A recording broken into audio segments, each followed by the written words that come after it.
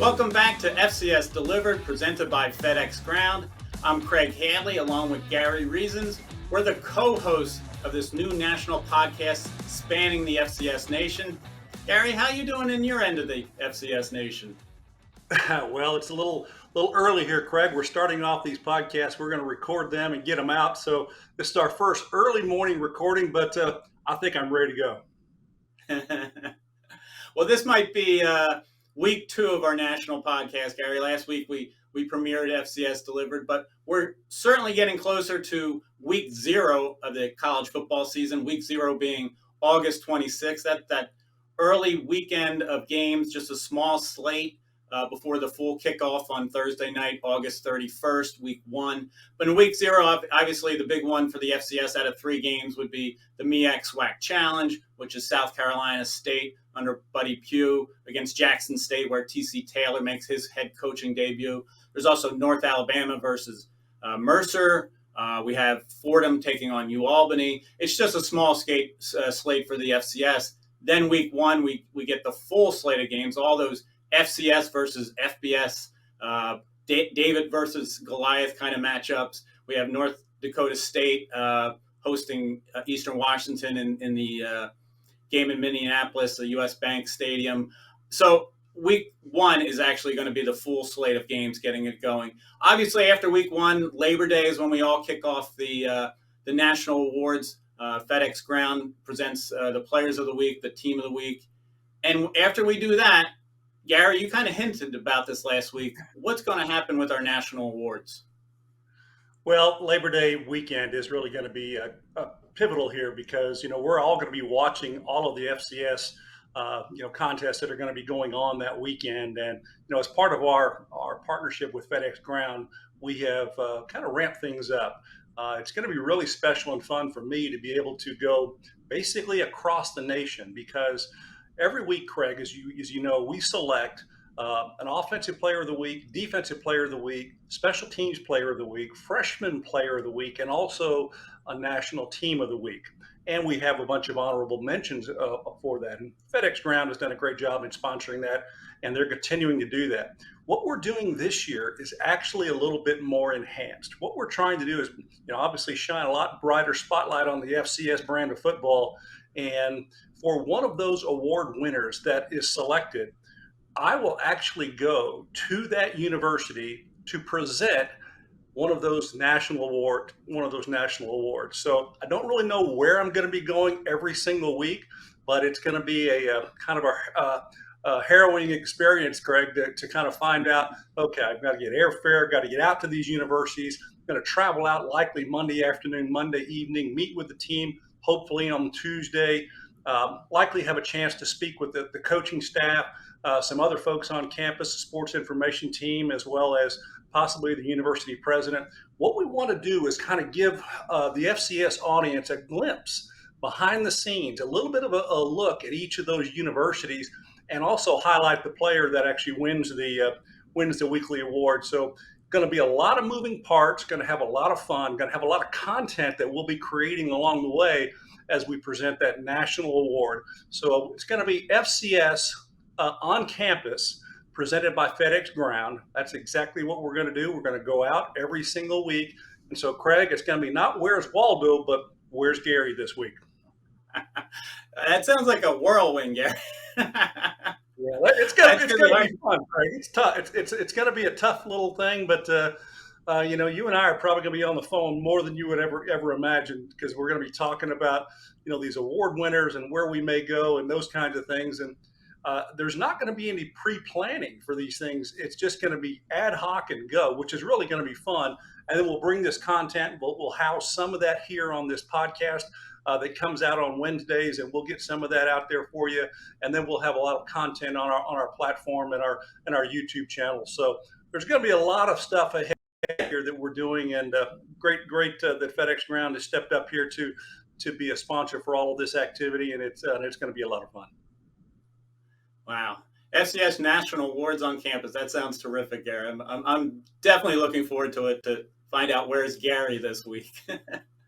Well, one of the FCS assets that we have is our national poll, the Stats Reform FCS Top 25, and it's presented by FedEx Ground. You've probably seen it. It came out earlier this week. We have a national panel, 56 voters, spanning all conferences involved. I think it went kind of the way you would think. I mean, last week, Gary, we talked about South Dakota State, the defending champ, would be number one. North Dakota State would be two. We thought Montana State, which has been on a roll, being to the semifinals, at least the semifinals of their last three seasons. They were 1, 2, 3. And then it got to be William & Mary was 4, Holy Cross 5, 6 was Furman, 7 was UIW, 8 was Idaho, 9 Sanford, Sacramento State 10. I think the poll looked pretty good. Do you agree?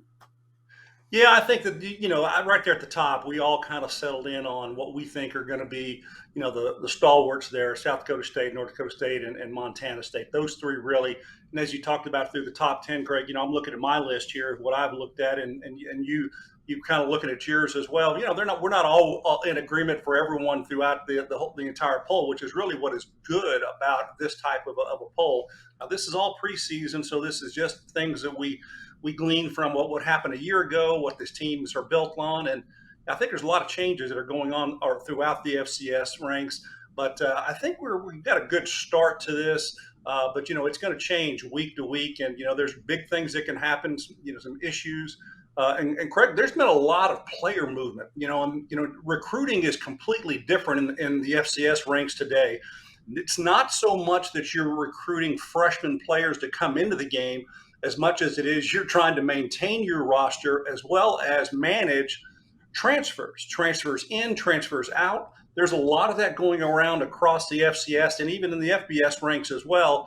There's a lot of player movement that way. There's not as much emphasis on freshman players coming in. So we'll take a look at that as the season progresses. But as we looked at the poll, I think that the top 10 here that we've laid out is, if you just described, I think it's a pretty good one. Sure. Since we talked a lot about the top 3 last week, William & Mary, number 4, obviously the defending CAA champ, along with New Hampshire, and William & Mary made it to the national quarterfinals last year. I had them number 4 on my ballot, and perhaps you did too. Just tell us a little more about the Tribe. Well, they've done a great job as with their football team, and really they need to be in the discussion. They've got a running back, Bronson Yoder, who did a great job, 1,200 yards, a year ago, and they expect him to be able to kind of help settle things out there. And if they continue to just be on do the same things that they did a year ago, they're going to be there. They're going to be in the conversation. So I think that William & Mary's had a good opportunity to possibly even move up in the poll. So we'll see how that lands. Yeah, I think it's excellent that they've been able to keep Mike London as their head coach. Obviously, he has an FBS background as well.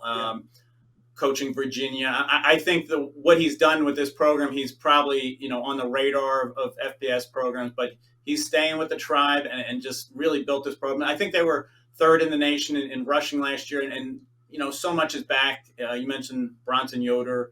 Darius Wilson's, going to run the offense at quarterback. I think that team is really primed for, the next step, as you mentioned. And just we'll stay in the top 5. Holy Cross, Patriot League champions. They're going for a 5th championship in a row, which would be the record for the Patriot League. I was highly impressed with them. They made it undefeated all the way to the national quarterfinals, lost at South Dakota State, but it was a tough game going into the 4th quarter. Are they going to do it again, the Crusaders? Well, they may just do that. They've got a very capable quarterback, and Matt Sluka coming back, being able to have a quarterback return and kind of you understand what you're getting at your quarterback play, and being able to have that be kind of the foundation of your offense kind of sets things in motion there. So they expect to perform offensively, and I think that that's going to be an opportunity for them to to continue to have great success. Sure. Our preseason All-America team, we went with 2 first-team quarterbacks. Obviously, Michael Hires, Sanford, who we talked about last week. But Matthew Sluka was also on the first team. I mean, if it wasn't Tim DeMorat last year at Fordham, I think Matthew Sluka almost flew under the radar, as great a year as he had, just because there were 2 phenomenal quarterbacks in the Patriot League last year. I think Matthew Sluka is in that conversation for the Walter Payton Award for sure. The poll, obviously, the top 25. I mean, the most teams that from a conference was the Big Sky.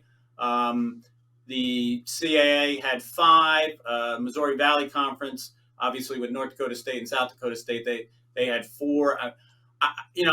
It's the power conferences that seem to be in there in the end. There's always somebody that surprises and gets really deep in the playoffs. Obviously, UIW last year, Incarnate Word made it to the semifinals, almost beat the Bison.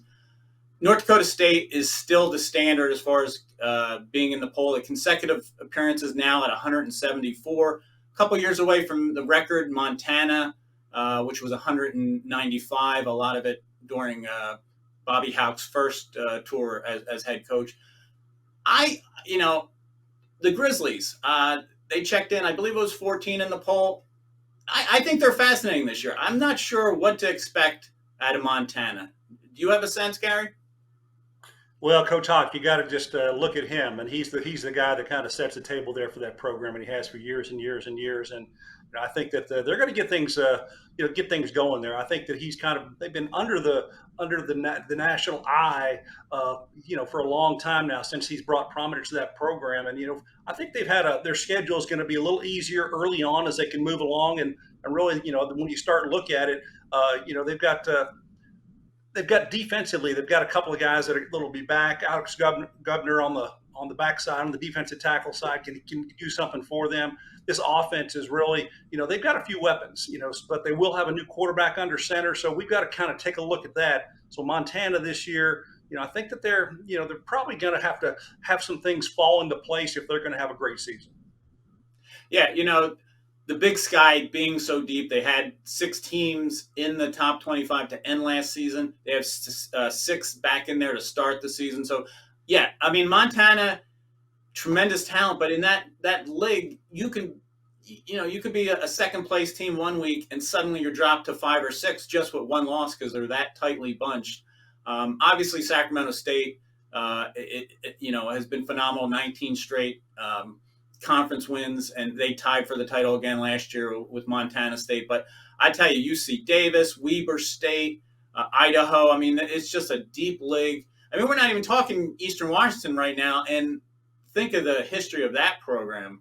I think they'll be back with their quarterback play, picking up again this year. So, yeah, I think the Grizz are certainly a fascinating story this year just because who are they? After losing a lot of talent, I think Montana is great for the FCS. I always call them the New York Yankees of the FCS because it's kind of a polarizing team with their rabid fan base. Maybe like a New York Giants fan base, kind of rabid. There's a lot of rabid New York Giant fans. I'll give you that. That's for sure. Earlier you mentioned, Gary, like maybe our polls, our individual ballots. We were pretty on target with probably the 56 voters, the composite rankings. Any of your picks stand out preseason ballot that might have been different from the final totals? Not really, not a whole lot of change there. I think that across the country, we all have a little bit of a different perspective. As we talked about at the top of the rankings, most of those are going to be similar. But I really can't wait till these things get started. We already got a week 0 coming up here pretty quick, and week 1. I look for this thing to get started. Things will change early on. We've got some great FBS contests coming up here with our FCS teams. Seeing if they can get a win there. We got a lot of those coming up here. So I think it's just early on, Craig. But I think that the ballots early on preseason is just an early look at really what's to come. Yeah.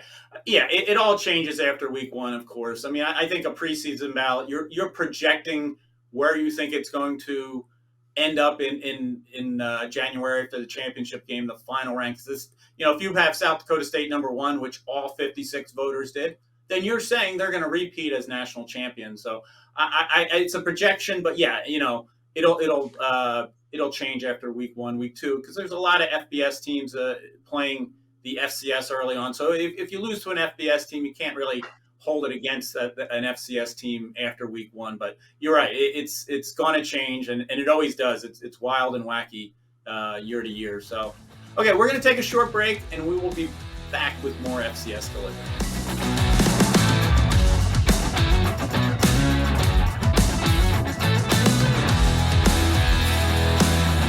Welcome back to FCS Delivered, presented by FedEx Ground. We've been talking about a lot of the items that we give FCS fans that's presented by FedEx Ground. I mean, we just got done talking about the top 25 preseason poll. Last week, we went into the Walter Payton and Buck Buchanan Award watch list, Gary and I. We want to go back a little bit to the Walter Payton Award presented by FedEx Ground. Obviously, it's the National Player of the Year, and it's become a quarterback-driven award. It wasn't always that way. Running backs kind of dominated early on. Gary, tell us about your thoughts on the Walter Payton Award. Well, it is, Craig. It's been pretty much the last several years. It's been quarterbacks there. Even a couple of years back, Cole Kelly, from Southeast Louisiana, he got that award, and again, UIW, winner of this league, Lindsey Scott Jr. from the Southern Conference. So a couple of quarterbacks in the last 3 seasons, but it's been kind of been that. It's been like offensively, it's been more of an offensive passing conference. It's been more of a passing league. It's been more of a passing nation. The passing game, you have to have a quarterback that plays and plays well, and they're going to get a lot of the attention, a lot of the credit here, and they have the ability to put up monstrous numbers as we've seen through some of these systems. And so I don't see that changing a whole lot, Craig, in the near term here, because we're all going to be looking at the quarterback play. But I do think there's a few running backs potentially that may have a chance to step out. Sure. I think last week you mentioned Geno Hess, Southeast Missouri. Jaden Sheridan was the third place finisher from Monmouth. They're back and prime for big seasons. I think another running back, Isaiah Davis, South Dakota State. He is just a 100-yard machine, always surpassing the century mark, and he's an NFL prospect. I agree. I mean, I think a running back could be in the mix this year. I mean, there's tremendous quarterbacks. Wide receivers, obviously they're catching the ball. They're going to put up big numbers. Anybody stand out to you that has a shot here? I can't really say about a wide receiver because they're going to really have to put up monstrous numbers, and it's really tough. There's not an understanding amongst coaches and players of what is an exceptional receiving category. What makes you an exceptional receiver? There's that 1,000-yard mark, reception yardage, that if you're a wide receiver and you exceed 1,000 yards and how many catches, how many touchdowns, those are the things that we look at as voters. We kind of pull all that data together. So, I can't say right now that there's going to be one of those wide receivers that's going to step out and do that. I think the early notice is going to be definitely around the running backs and the quarterbacks. Sure, no doubt. Buck Buchanan Award. Obviously, that's a little more wide open, I think, than the Walter Payton. I mean, there's been a lot of defensive ends. There's been, linebackers that I think voters for that award seem to favor the pass rushers. Is that what you're noticing? I go about it a little bit differently. I'm a defensive guy, right? So, Sure. I look at the total picture of what a player has done for his team defensively. You can look at defensive linemen. You can look at sacks. You can look at pressures. You can look at quarterback hurries, hits on quarterbacks. Total tackles. TFLs, tackles for loss. Those are things that add up. Takeaways, turnovers, cause fumble recoveries for a defensive lineman or linebackers. Those things are kind of the measuring points and the measuring sticks that we all look at. The one thing that's unique about a defensive player and a player to change the game, and that is the ability to get the ball back. So if you look at a defensive back who has 5, 6, 7 interceptions on the season, he has made a significant change in possession of the football for his football team, and that is a really elite player. It's not easy.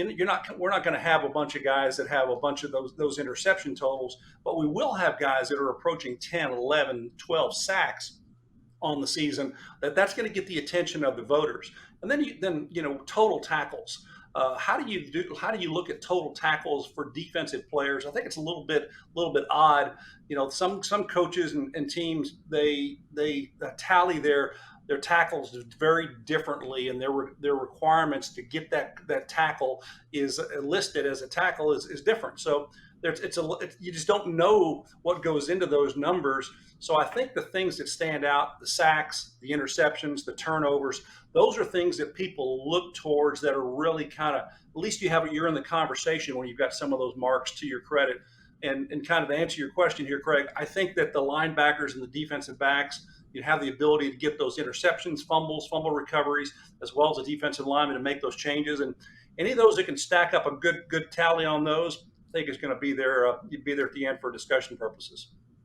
Yeah, I kind of root for those defensive backs to get into the mix. I think might have been 2002. Rasheem Mathis from Bethune Cookman won the Buchanan Award and just a monster year and a monster career. So I want to see some defensive backs getting into the mix, just like we want to see, the running backs and the wide receivers be there in the end with the Walter Payton Award. So it's going to be a fun year. I mean, obviously, we have 35 players on each of the preseason watch lists.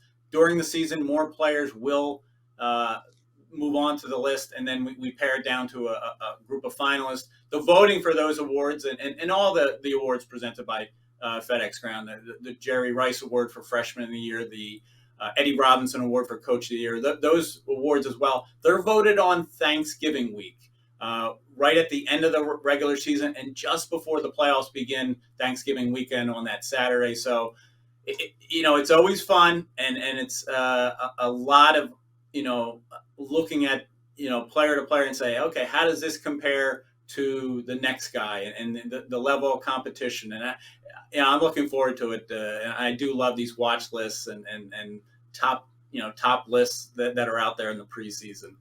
Now, Craig, one of the things we talked about. What people don't know, Craig, is you are the caretaker of all of those. And how many nasty grams do you have to send out each week to the voters to make sure that they get those votes in? Because all the guys on our poll, we all have our own little world here. We do our own different things. So just give me behind the curtains here. How many nasty grams, which mean contacts out, do you have to make to get guys to get that content into you? Well, we have 56 members on the voting panel, and all the conferences are represented. We have some national people like yourself that are voters as well. We used to have a larger poll, a panel of voters. So being 56 is probably about the right amount. You don't have to, reach out as much as you used to. And I understand everybody's busy. So obviously we want everybody's opinion. We want everybody's ballot. So it takes a little work, but we get it done. The top 25 voters are also our voters for the national awards. So it's a good group of 56. Well, I'll just say thank you for the reminder notes, because I've gotten a couple of those, and you're very tactful about that. But you are timely, and we need to help you out to get the tallies right. So any voters out there that are watching, be mindful of what you're doing, Craig Haley, if you're not in on time. So I'll just leave it at that. I'm glad you singled out yourself, because I didn't want to do that to you here. Well, I can procrastinate like the rest of them, Craig. Well, Gary, one of the things we talked about earlier on FCS Delivered is week 0. It moves into week 1, and week 1 is the full kickoff of just about all the teams. Not the Ivy League, which starts a little later in September, but in week 0, all those FCS versus FBS matchups, just fascinating. I mean, this year alone, I think there's 118 games that'll be played. More than half are in the first full weeks of the season, weeks 1 and 2. It involves most teams, 75% of the FCS programs. Just looking ahead to week 1, because we all love these FCS versus FBS matchups. Which ones are you looking forward to, Gary? Craig, you kind of, panned out here a little bit of our rundown, and I looked at this game here. There's a game that UT Martin is going to step into Georgia Bulldog territory, and I remember my first time as a broadcaster for ABC Sports as a college football game analyst was at the Georgia Between the Hedges. Okay, and so when you step onto that field, that is an amazing place to go and see a college football game, play a college football game, and I hope that the players have a great opportunity to play there. So, their coach, Jason Simpson for UT Martin, has done a great job of been in that program for 17 seasons. And, he's going to have those guys ready to play. So I'm not too worried about, having those guys ready. But this is a moment for these guys to go and shine, against the number one team in the country at the FBS level. And so it's going to be a unique opportunity for them to, make a little noise perhaps early on in that football game. I'm not sure they're going to win the ball game or be how competitive that's going to be, but I think as an experience for a college football player to go into that stadium where I have some remembrances of my own life, but these guys are playing on the field, that's going to be a fun one to see. Well, if you're going from, a stadium full of 5 to 10,000, say, on the FCS level, and suddenly you're playing in a big stadium with 70,000 fans, what does that do to the FCS player? How do you keep your composure when suddenly you're surrounded by all this?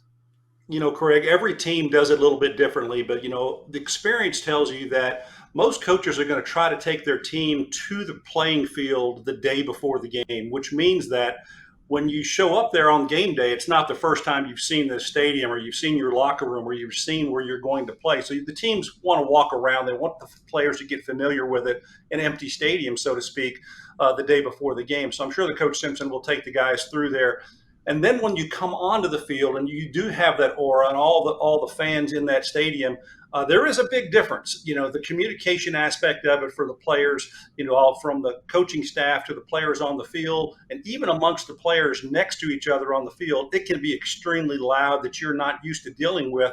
So there'll be some things that they'll have to work out. I'm sure that the staff is probably working with them on that. Early in camp, they'll get to that and understand that they've got to use some nonverbal communication things, because that's what you're going to have to deal with on the road at the FBS level when you're talking about these big mega stadiums that are completely packed. Sure.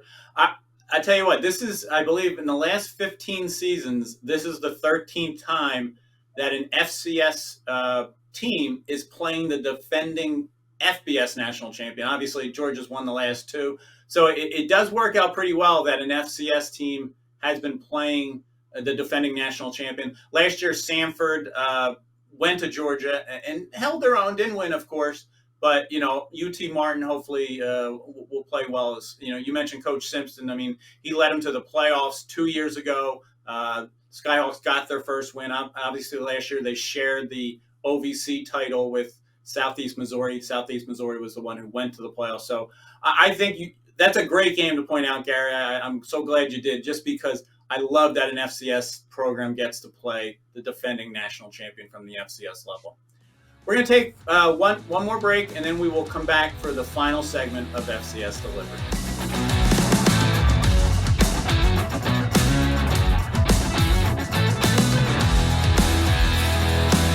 Welcome back to FCS Delivered, presented by FedEx Ground. I'm Craig Haley. Gary Reasons and I are in our final segment of this week's podcast. One thing we would be remiss about if we didn't talk about is this past weekend, Al Bagnoli announced his retirement at Columbia. He's obviously an Ivy League legend, coaching Penn for, I believe it was 23 seasons before he moved on to Columbia. He's retired for a health concern. The Ivy League is just a great league to play in, obviously the academics as well as athletics. The coaches, they have three coaches, Al Bagnoli, Buddy Tevens from Dartmouth, and Tim Murphy from Harvard. They're the only league that I know going into last year, because I did a story on it, that have multiple head coaches at the school, at their respective school, of 20 or more years. And they have three in the Ivy League. Obviously, Al's retired. Buddy Tevens is also taking a break this year after a serious bike accident. Tim Murphy will be back. I believe it's his 29th or 30th season at Harvard. But what can you tell us about Al Bagnoli, a legend in the Ivy League, Gary? Well, obviously very well respected amongst the FCS coaches, and obviously in that league. And, one of the things that I think is really unique about, you mentioned all three of these coaches, Craig, in that conference, being able to do this for so long. And the thing that they have is they've had an impact on young players, on young men in their lives. And I think that probably when they hang up those that coaching gear for the last time, that's probably going to be the thing that they remember the most, the impact that they've had on the players that have come through their programs. And all of these coaches, Coach Bagnoli, him choosing to retire for this season. Congratulations on the 30-year run. It's been a lot of fun, I'm sure, for you. And, you've had a lot of impact, and, you've touched hundreds and hundreds of former players. And believe me, everything that you've taught them resonates with them. So Coach, have a good last run here, and hopefully it'll be a great season for you guys. Yeah, Columbia's right in the mix in the Ivy League, and it's a fun league. Yale's the defending champion and is preseason favorite. So, Princeton's right up there. Ivy League football is tremendous. I actually grew up on going to games. Really, just those three coaches, especially in the Ivy League, just tremendous impact. So this is our second episode of FCS Delivered, and we've had a lot of fun, Gary and I. If you notice on the analyst.com, we are starting our conference by conference previews for the FCS, all 13 conferences, 13 leagues, because there's 15 conferences involved. 2 of them are joint conferences. You can look for that on the analyst.com. Obviously, our podcast is premiering on Wednesdays. FCS Delivered, you can get on all your favorite podcast platforms. There's Apple, Spotify, Google Podcasts, iHeartRadio, and others. We also have a YouTube channel. All you have to do is just search for FCS Delivered. So there's a lot of ways to find us, Gary, and we're going to be back next week. I was thinking maybe you and I could talk a little NFL draft prospects and just, look forward to the season, which is almost here. What do you think, Gary? Yeah. Well, college football is in the air. There's no doubt about that. And, here in Texas, the high school ranks are about to start. It's pretty amazing, all the things that are coming to bubbling up here. And I'm looking forward to this college football season. Obviously, all that we have going on, especially with our partner FedEx Ground, it's going to be a fun season to run through here. And there'll be a few surprises along the way. And I'm looking forward to the FCS National Awards on campus debuting this season. For me, going out, I'm going to have to travel out on Monday, Labor Day. Go figure. I'm going to cut my Labor Day weekend short to go visit a college campus, but it's going to be a lot of fun. I'm looking forward to it, Gary. Special thanks to Seth Biley and Graham Bell. They're our producers of FCS Delivered.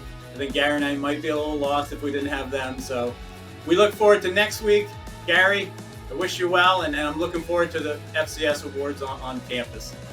Until next week, I'm Craig Haley. This is FCS Delivered, presented by FedEx Ground.